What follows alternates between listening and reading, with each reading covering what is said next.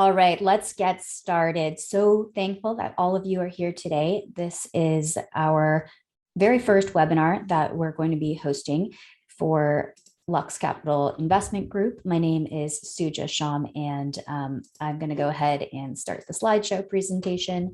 So this series is a webinar series, and it's designed to help you and those you know understand how to get started as a passive investor. I know that the world of real estate investing is vast and potentially confusing, and it's hard to understand where to actually start. So this whole series is designed to kind of help you get oriented to what real estate syndications are and how to be a passive investor. So again, my name is Suja Sham, and I am the founder and managing principal of Lux Capital Investment Group.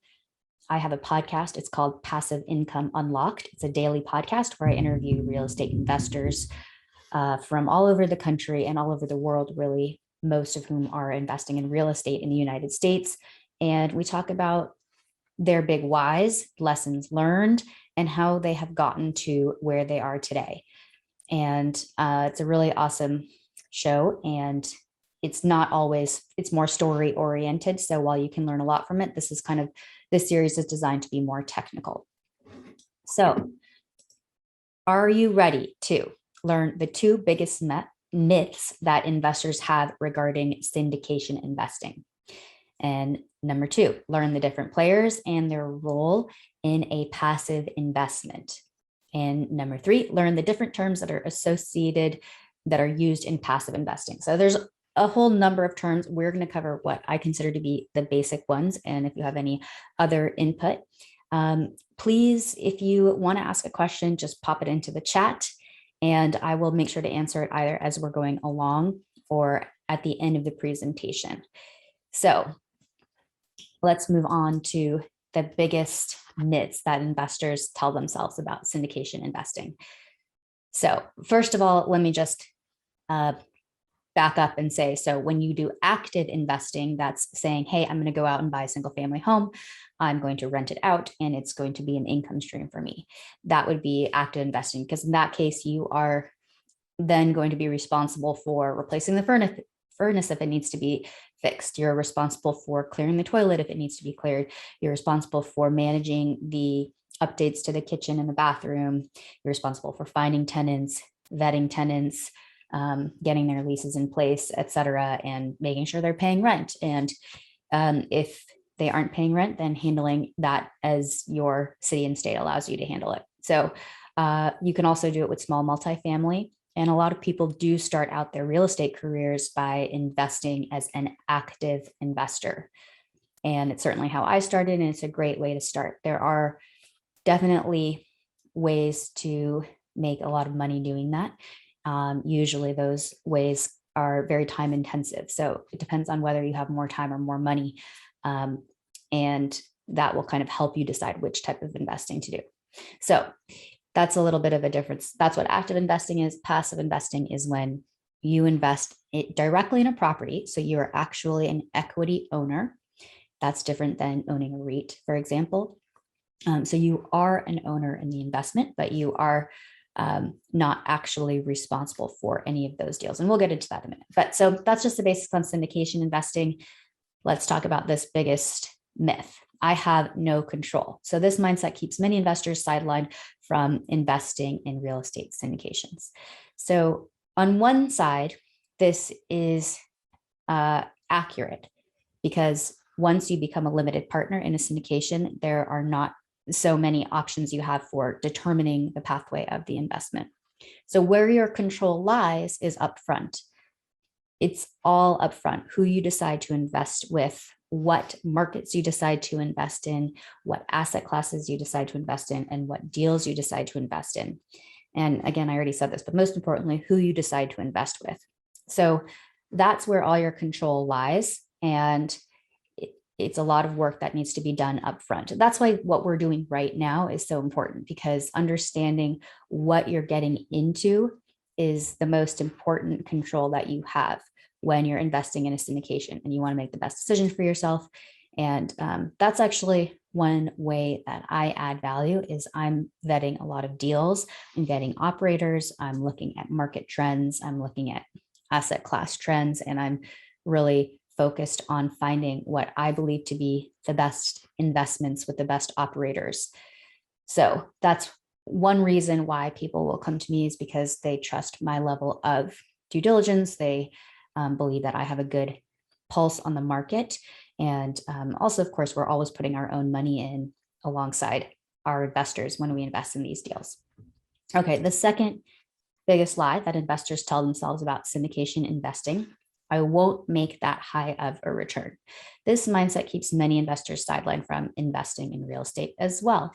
And so a lot of times people will want to try their hand at investing themselves and managing those investments. And I'm 100% a complete proponent of that. And what I always tell people is to try both active investing and passive investing, because you never really know what something's going to be like until you try it. So you can have an idea about something, but until you try it, you won't know. So if you're really curious about how much money you can make, if you're an active investor, then I would say do that and simultaneously invest in a passive investment. Now, you might not have that much money. There are definitely deals where you can get in at a lower minimum.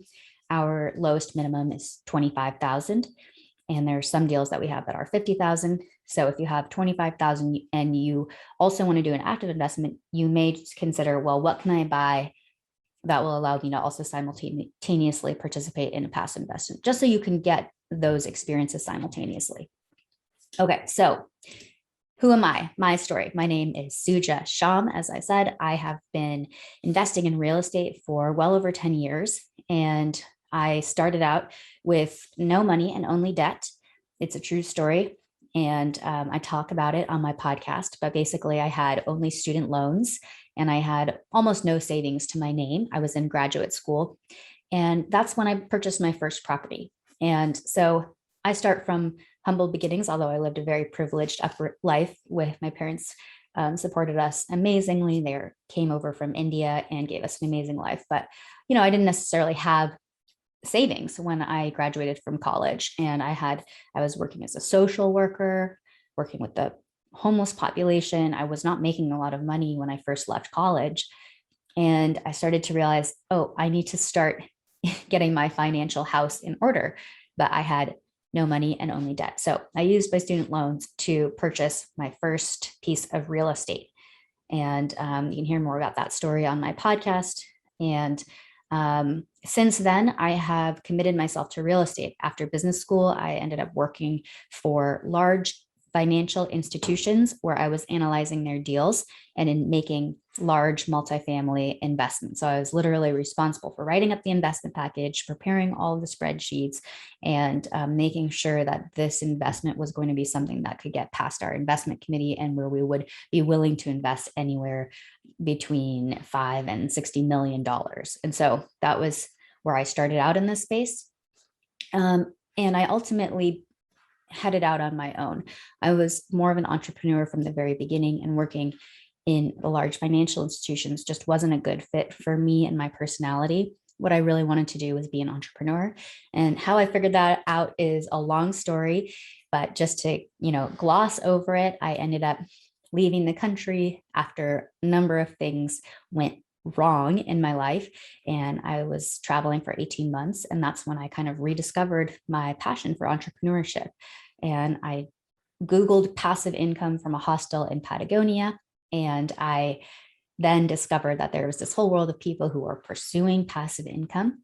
And I decided I was going to do that. And, there's a lot of lessons along the way. I had some limiting beliefs that kind of derailed my path, but that's just part of life. Eventually, I found my way back to real estate. I built my own portfolio. I was living very frugally because I had been traveling for so long. I had house hacked. That's an important part of my journey.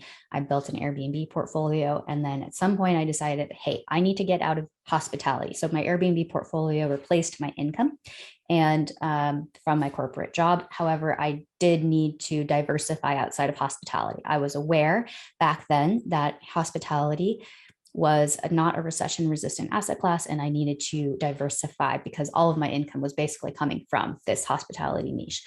So that's when I said, okay, I'm going to get into multifamily. I'm going to look for other recession resistant asset classes, and I'm going to operate at a high level. So rather than just going back to real estate and flipping and wholesaling, not that there's anything wrong with those things, I decided that I was going to go straight to syndications because I believe that was a great place to put my extra money at the time that my Airbnb business was putting off. So fast forward, I got into syndications, and really I was going back to a world where it already started. I started as an underwriter. And so I was working in syndications back in 2010 to 2013. And I decided, okay, I'm going to do this on my own. So I, found the whole world of private placements, which is the world that I'm currently in. And now I'm basically back in the syndication world, but just sitting on the other side of the table. So I bring with me industry experience. I bring with me the sort of grit that's necessary for building your own portfolio, starting from $0. I have experience house hacking, I have experience flipping, I have experience building my own portfolio, and then I also have experience working at the institutional level. So fast forward, I now am in 37 properties that total close to 2,000 self-storage units and a whole handful, at least a couple hundred multifamily units. The portfolio value of the assets that I'm interested in is 132 million. It's actually more now. And as far as the Lux Capital investors, who are our investors, well, we have over 250 verified investors, and over 40% of our investors are repeat investors, something we're really proud of, and something that we really are aiming to do is to help people build their financial portfolio with us, as well as with other people, whoever it is, but we're proud of that repeat rate. So what's happened in the last 2 years? So here's just a photo montage of all the things that have happened. It's kind of amazing to think about what's all has happened, just especially given the fact that much of it has happened since COVID began. And so, we visited doing due diligence at properties in Arizona, going to self-storage grand openings, visiting the construction site of one of our current ground up self-storage developments, starting my podcast. It's a daily podcast, and it's been just an amazing journey. So that is a bit about what we have done in just the last 2 years and what's coming next. So, as you know, today we're talking about understanding key players and terms, just so you have an idea of other types of things we're going to consider moving forward. We're going to talk about how to be a conservative investor, 3 secrets to control, 5-minute quick underwriting tool, et cetera, et cetera, et cetera. So there's a whole lot to learn in this space. And my goal is to break this up into relatively quick lessons so that you can get oriented and feel like you're an intelligent participant in the space. So the lingo, that's what we're doing today, what it is, why it's important, and how it impacts you. So before we get started, it's important to remember that we are not a legal or tax advisory firm. Please consult with your own accountant, your own attorneys, tax professionals, et cetera, for all financial and tax related questions. This is purely for educational purposes, and we do not include any projections related to your tax liability when it comes to our projections. Okay, so let's talk about the players. So the first player is the general partner. They're also called the operator or the sponsor. There's a few different names for them, so you may hear those terms used interchangeably. And so it's kind of important to understand that they're referring to the same entity. So the general partner / operator / sponsor is the person or the group of people that is responsible for finding the deal, negotiating the deal, closing on the deal, operating the deal, executing the business plan, bringing the property up to operational standards, expanding the facility, meaning construction, leasing up the property, et cetera, et cetera, et cetera. And then they sell the deal, and they're essentially responsible for managing the entire deal from soup to nuts. They're awesome. They have a lot. Usually you want to find a sponsor who has a very long track record in the business. You want to find a sponsor who is conservative in their underwriting projections. You want to find a sponsor who's good to work with. I mean, that's one of the most important things, is that you like working with those people. Okay, so that's my job, actually, is to find sponsors that I really want to work with. And my goal is to find, 5 to 10 sponsors that I want to build a lifelong relationship with, and continue to cultivate our relationship and bring our investment club dollars to them. Because, it's hard to have really good relationships with too many people. It's hard to continue to have it's easy to have one best friend, but it's hard to have 10 best friends. And that's kind of the same approach that I take. Like, I don't want to work with just everybody. I want to develop really strong relationships with certain sponsors where, I have access to them. I have access to a lot of information so that I can do my due diligence and make sure that we're all putting our money in a really good place. Okay, so the next topic is fund of funds. So typically how we are structuring our deals is we are doing a special purpose vehicle. So for legal reasons, the SEC, the Securities and Exchange Commission, requires us to be very careful when we are raising capital. So what we do is we create, typically, not every time, but typically we're creating a special purpose vehicle, which is an LLC. And then LP stands for limited partner. So the limited partner will put money into my SPV. And this is an SPV, special purpose vehicle, that's managed by me and a few of my partners who have their own investors. And so all of us we'll have our investors fund this special purpose LLC, which we create a new LLC for every single deal that we invest in. So this is, if I did a deal last August, you're not funding into this LLC, you're funding into a new LLC. And then as one investor, our SPV funds the property LLC, which is managed by the sponsor. So likewise, they create a new LLC for every deal that they do. So we're not funding just into the sponsor's general bank account. We're funding into an LLC that they've created for this particular property. So we are doing this. And one of the things that makes this make sense is that when we write a big check, we are oftentimes getting a preferential terms, so that oftentimes usually we're able to offer the same terms or very, very similar terms that a sponsor would get, that an investor would get if they went directly to the sponsor. And so we have this power of investing as a group. The other thing is that by going through someone like me, my goal is to offer our investors a diversified set of offerings across investors, asset classes, and geographies. So I don't want to just invest in one sponsor. I want to invest in several sponsors. I don't want to invest in just one recession-resistant asset class. I want to invest in multiple recession-resistant asset classes. I don't want to invest in just one part of the country. I want to invest in multiple parts of the country that I deem to be markets that we want to be in with the particular asset class that we are going in with. So that's what a fund of fund is. Fund of fund is a special purpose vehicle that we fund the property all the way. Okay, so back to the players. Okay, the investor / limited partner / silent partner. So this is, again, these are terms that are sometimes used interchangeably. You'll notice that limited partner sounds similar to general partner. So typically the general partner is the manager and the limited partner is the investor.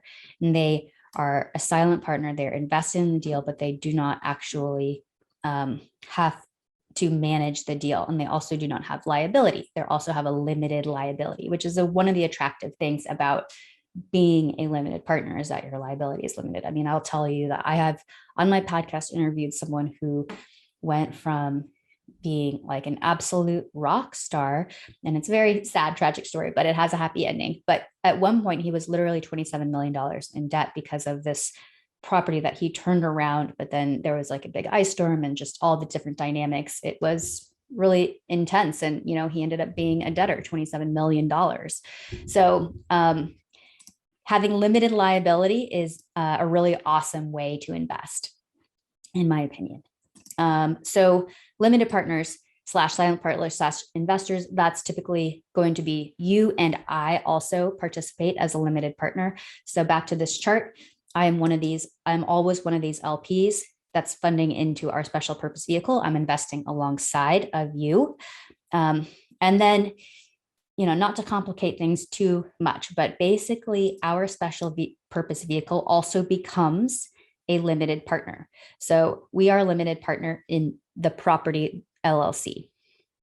And in this special purpose vehicle, I am a general partner because I'm managing this LLC. I'm responsible for, all the legal and accounting, administrative aspects that need to happen to run this LLC. It's a company just like any other company. We need to file taxes. We need to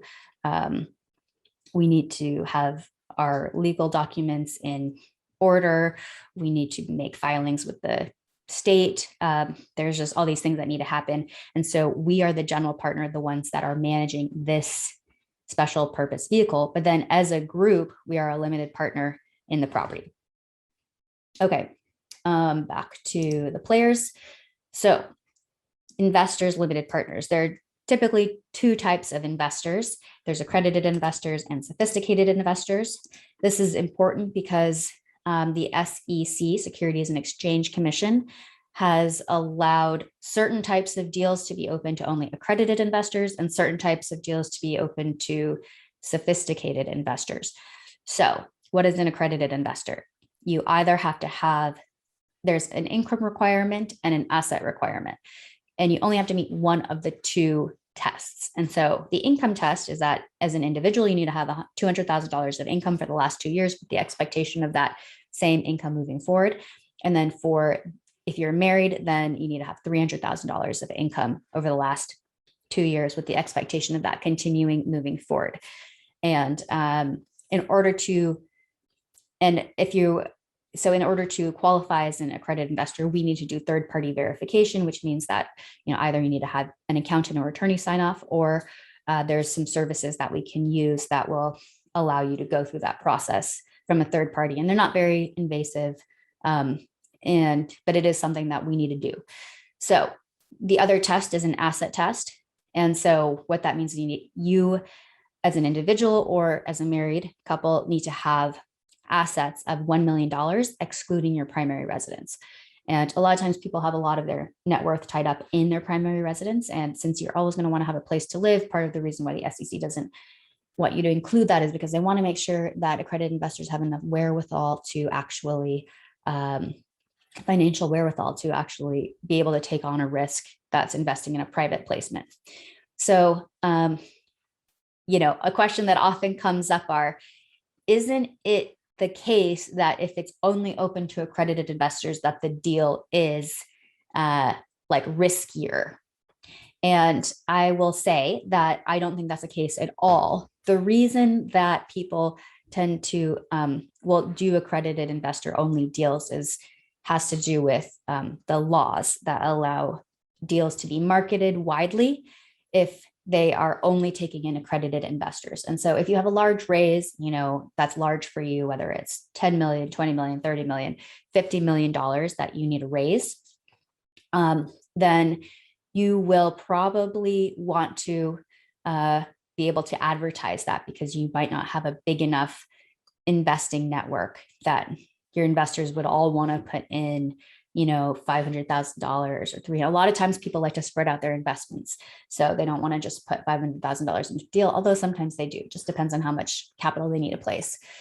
So that is why, and sometimes those deals can be higher quality. So I often find that when deals are offered to only accredited investors, they're actually potentially, definitely, you just cannot judge a book by its cover. So what is a sophisticated investor? A sophisticated investor is someone who has able to make a sound investment. So they usually should have a decent income and they should have some financial wherewithal. Perhaps they have like a accountant that they work with or a financial advisor. The key though is that the sophisticated investors need to be able to make sound investments. And so in order to determine that, we need to jump on a call. So in order for me to show you deals that are available to you, then we need to jump onto a call before I can send you deals that are open to sophisticated investors. And that way I can get to know you, get to know your goals, get to know a bit about your background and your investing experience, and decide whether it makes sense for you to put a large sum of money, like $25,000, $50,000 into one of our deals. Okay, so those are some of the players. And, we're trying to keep this kind of brief. So if there are more questions that come up, please, we will cover them in future webinars. Okay, let's talk about the terms. So basic terms, syndication. So a syndication is essentially a group investment. It essentially means that we're going to pool capital and say we're going to raise $1 or $2 or $3 million. We're all going to put money into it. And then we're going to invest together, whether we're going to buy a property on our own or we're going to put that money into another deal. It's a group investment. Okay, next term, pro forma investment summary. So this is also sometimes called the offering memorandum. So offering memorandum, investment summary. This is typically what you're going to see. It's usually in PDF form, and you're going to see it put out when I say, okay, new deal. That's the document that you're going to review. Sometimes it's called the executive summary. It's going to have information on the partners, the deal, the returns in PDF form, or PowerPoint form or something like that. And so it's basically a marketing document. It's something that's the goal is to communicate to investors, this is what the investment is, this is what it's all about. And, this is reflecting the project that we are putting our money into. Okay, number 3, underwriting. Underwriting is how we evaluate the deal. So there's usually an underwriting file, which is an Excel file where we input everything from the property price to the loan information, how long the loan is going to be amortized over, what the interest rate is, what our current income and expenses are for the property, and then what we are projecting. So if we're projecting in rent growth, if we're projecting to be able to cut expenses a little bit, if we're going to be able to have to raise property taxes. It's a pretty complex file that is complicated to understand if you aren't familiar with them, but something that is worth learning how to do if this is going to be something that you're continuing to invest in. So underwriting, though, also includes not just the numbers, but also things like looking at the title report, looking at the environmental report, looking at the, in my case, looking at the sponsor financials and the general contractor, and underwriting every aspect of the deal, looking and analyzing every single aspect of the deal to try to poke holes in it and say, okay, what if any are the weak points in this deal? What do we feel very comfortable with? Is this conservative? Is it aggressive? And do we agree with it? So we're in general trying to analyze the deal and decide where we think it is strong and where we think, maybe this is a little bit risky, but we're okay with it because of this, and this reason. So it's a pretty comprehensive process. That is something that I have a background in, and that's what I did for the banks. And so when I approach the due diligence on these deals, I come at it with from a very detailed perspective. Like I have that financial technical background that allows me to dig really deep into the details. Okay, number 4, income expenses. This is kind of self-explanatory, but just to kind of explain it, with every deal, we're looking at income. That usually the bulk of income is usually income. Sometimes we can supplement it with, if it's a self-storage facility, tenant insurance. We can supplement it with, U-Haul rentals, with buying, with having a store and selling things out of the store. There's different ways to monetize multifamily properties as well. So you can have reserved parking, you can have valet trash, you can have pet fees, there's late fees. There's a lot of ways to have, there's laundry, and there's a lot of different ways to kind of have extra income beyond just the rental income. Expenses of a property usually fall into a few different categories, including, but not limited to, property management.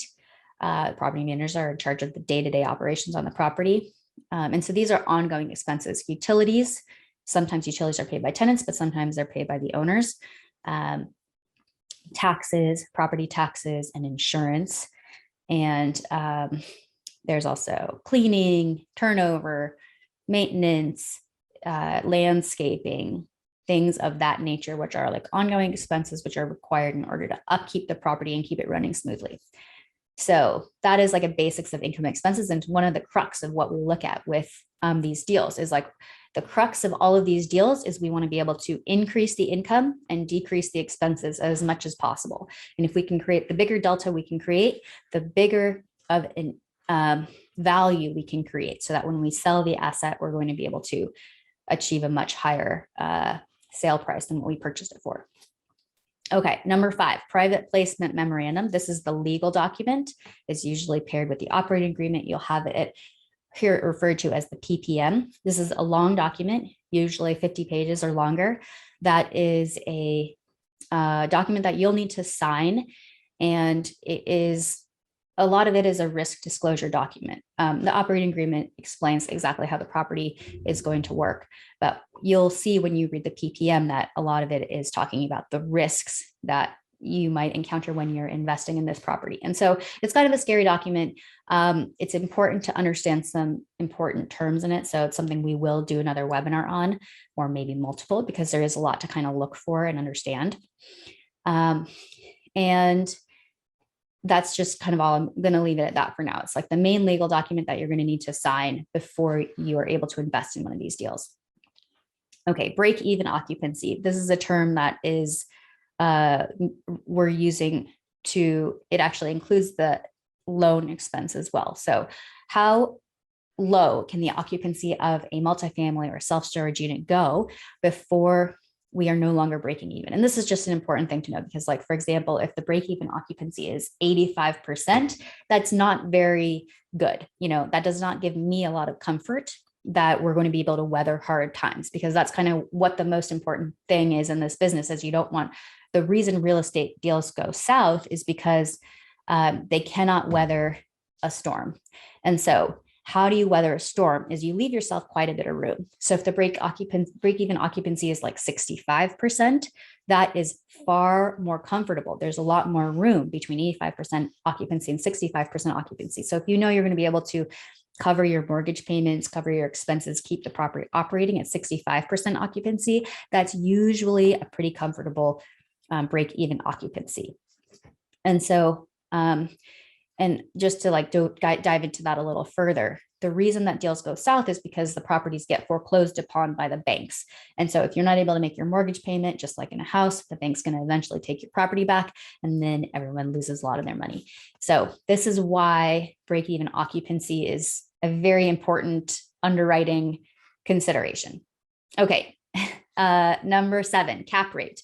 So this is a term that we're going to have an entire webinar on. It's kind of important to understand the basics of cap rate, or like to understand it, you know, in a more deep way. But right now we're just going to talk about the basics. So a cap rate is what a property is trading at when you are going to sell it. So cap rates move around, and they also vary by market. And so a cap rate is basically a measure of what somebody is willing to pay for an income stream. So think about it like, what's a strong market? Urban markets like San Francisco, New York, Los Angeles, those are considered very strong markets, and people are willing to pay more for the same income stream in a very, very strong market as in a weak market.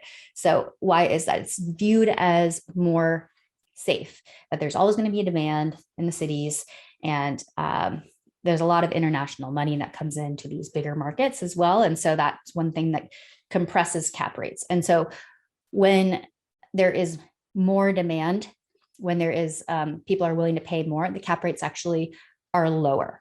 So we talk about cap rate compression. So when there's cap rate compression, that means that the market's getting hotter. When there's cap rate expansion, that means the market is softening.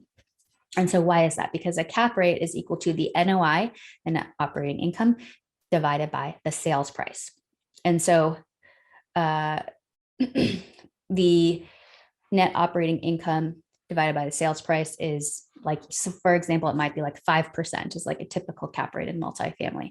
So if the cap rate is 5%, that means that people are willing to pay up whatever it would be, so that every year they're getting 5% back on their money. So if they're paying $1 million for a property, then that means that they're going to get $50,000 in profits after all expenses, including, all repairs, capital expenditures, et cetera, as a projection. So that's how you calculate cap rate. If it's a not as good of a market, like a tertiary market, for example, then the cap rate is going to be more like 7%, just say. And so in that case, if you buy $1 million property, then in a tertiary market and the cap rate 7%, then you're going to want to see a net operating income of $70,000. So we'll dive more into that because there's a lot to kind of understand about cap rate and how you can use it in real estate investing. Net operating income is the next one we're going to talk about. And net operating income is the income minus the expenses. And it excludes the debt payment. And that's important because people have different ways of financing properties. The capital stack looks very different depending on the capital stack is going to look different depending on who's buying it. Sometimes people buy properties all cash. Sometimes people use loans, and you want to be able to look at an investment regardless of how you're financing the property. So that's why net operating income is important. It's also important because it's like one of the key ways to increase the value of a property. The more you can bump that net operating income, which you do by increasing income or decreasing expenses, the more you're going to increase the value of the property. So there's forced appreciation and there's market appreciation. Sometimes markets get hotter by themselves and you don't have to do anything and the value of your property goes up.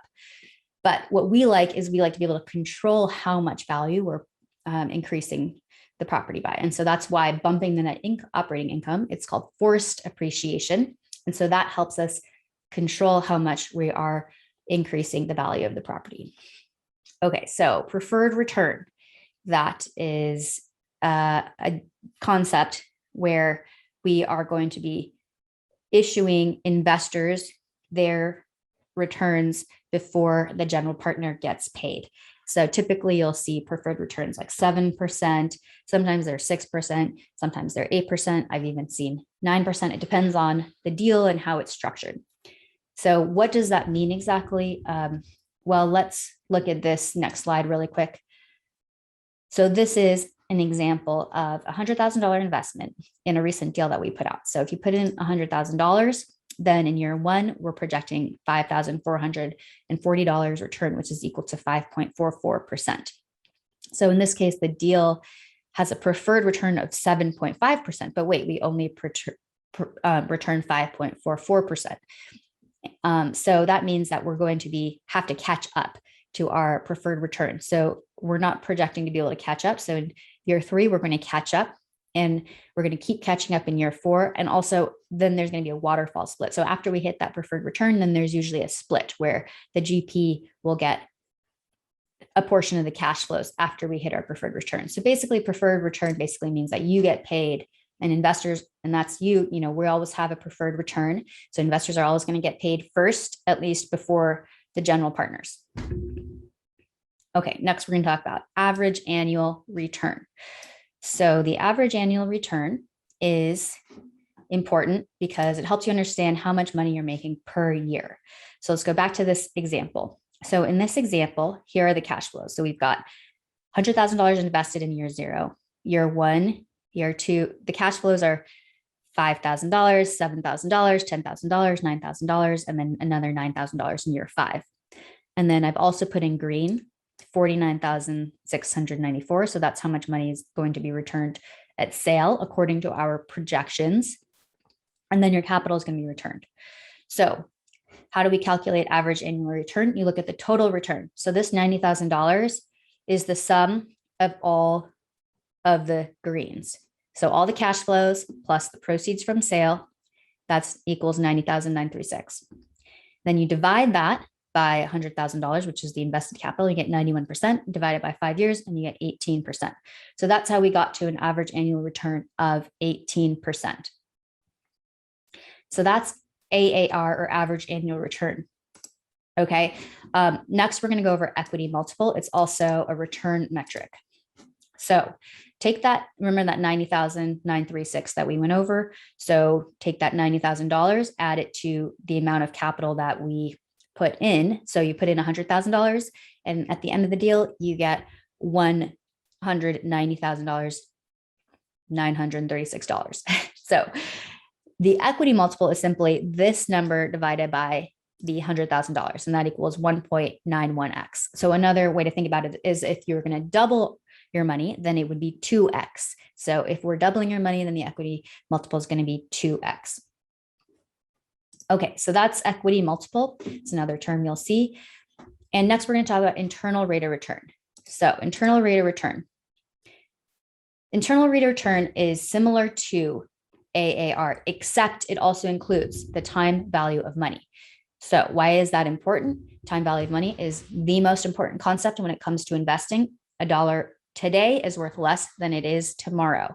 A dollar today is worth a lot less than it is in 5 years. And so that's why you want to get your money back as soon as possible. And so it's important to be able to look at the IRR because if the IRR, because it allows you to compare deals, like a 4-year deal that has an AAR of that a 4-year deal is going to have a different AAR than it is an internal rate of return. So like if you have a deal that is actually going to be returned in 2 years, then you want to end up knowing what was that internal rate of return. Did it return me a 15% IRR, or did it return me a 25% IRR, or did it return me a 3% IRR? So if you just want to be able to look at deals equally across different timelines. So we're going to go more into that in the future, but that's the key, is that the time value of money is an important investing concept, and the IRR helps you look at deals across various timelines. Okay, back to this list. So the sensitivity analysis. So we'd like to perform a sensitivity analysis where we're looking at kind of the guardrails. So like what we think are worst case scenarios and what we think are best case scenarios.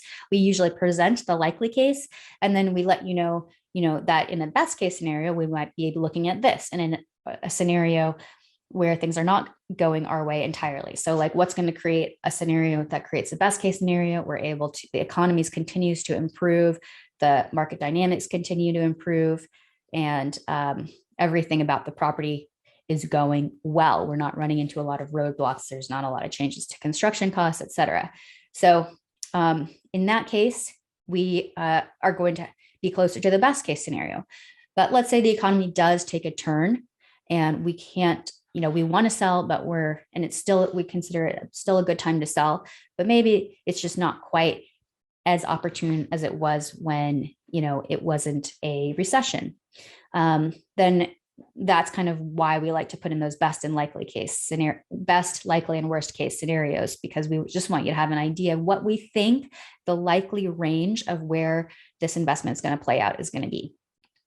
So that's why we do a sensitivity analysis. Okay, we're just going to quickly breeze through some of these things.